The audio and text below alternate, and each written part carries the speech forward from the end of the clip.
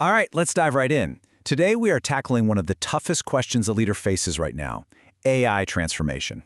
It's this high-stakes, high-pressure game, and that huge decision, do we build our own team or do we hire outside experts, is probably one of the most critical calls you're going to make. So let's break down how to get it right. And that just nails it, doesn't it?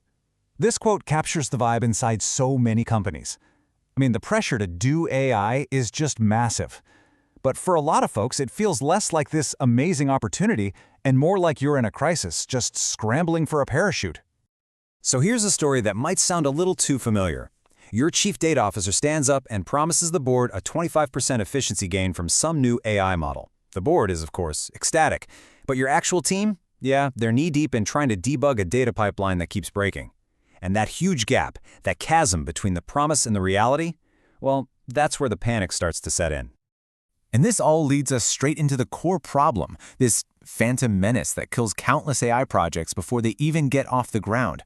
We're talking about the proof of concept trap, or the POC trap. So what is this trap really?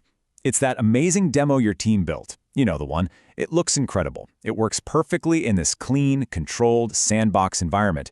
But the moment you try to plug it into your messy, chaotic, real-world systems, it just completely falls apart. And all that value? It never actually gets to the people it was supposed to help. And this is why it happens. This slide just perfectly lays out the fundamental disconnect in the consulting world. You've got two camps that almost never talk to each other. On one side, you have the strategists. They are brilliant at painting this beautiful picture of the North Star, the grand vision, but they won't touch the messy work of building the electrical grid to actually get you there. And on the other side, you've got the engineers, who can build an incredible grid, but they just don't have the clout to get the C-suite to actually flip the switch. To win, you absolutely need both. So who do you actually call for help? The market is a confusing mess, so let's try to bring some clarity. We can break it down into three really distinct categories of partners. Think of this as your field guide to the whole AI consulting landscape.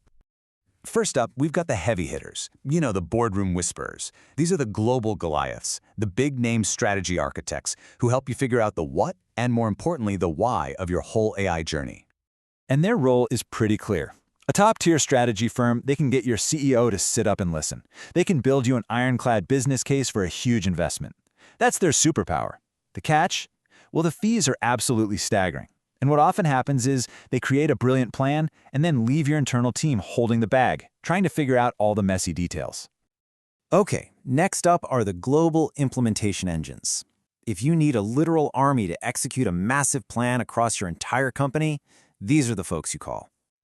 These firms are just titans of scale. They can parachute in hundreds of people to wire AI into your core systems, your HR, your finance, your supply chain. Their real strength is in governance and risk management, which is absolutely critical. But you have to be warned. Their size often means they move at a glacial pace, they're super bureaucratic, and those project costs can very easily spiral out of control. And our third category is the specialists. We're talking about the Agile Boutiques. These guys don't write 500-page strategy decks. They write production-ready code. These firms are for leaders who are way past the strategy phase. You've got a model that works on a data scientist's laptop, and now you need a crack engineering team to make it run reliably in the real world, 24/7. They're fast, they're focused on outcomes, and they often use open-source tools, which can save you from getting locked into one vendor. Just don't ask them for C-suite coaching. That's not their game. So we've mapped out the landscape. But now we get to the most important part of this whole thing, the fatal flaw in how most companies even think about AI consulting. Getting this right is the key to avoiding a total disaster.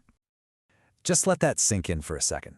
This statement is so provocative, but it holds a critical truth. So many companies spend millions, even tens of millions, only to end up with this beautifully balanced strategy that just sits on a shelf, completely disconnected from their ability to actually do anything.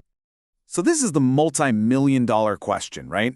Why does this happen over and over again? What is the core mistake that leads to these incredibly expensive, totally inert solutions? And here it is. The fatal flaw is this. We wrongly assume that the firm that designs the blueprint also has to be the one to construct the building. This is the single biggest mistake in AI consulting. They are two fundamentally different skills, two different mindsets. So if that's the flaw, what's the fix? Let's pivot from the problem to the solution. Here is a clear, actionable playbook for structuring your AI partnerships so that you actually win. The answer is a two-partner model. So instead of one giant sprawling engagement, you create two distinct focused partnerships. First, you bring in a big strategy partner for a short, sharp engagement. Their job? Define the vision, get the executive buy-in. That's it. Then, you hire a specialized engineering partner to do the gritty, hands-on work of making that vision a reality.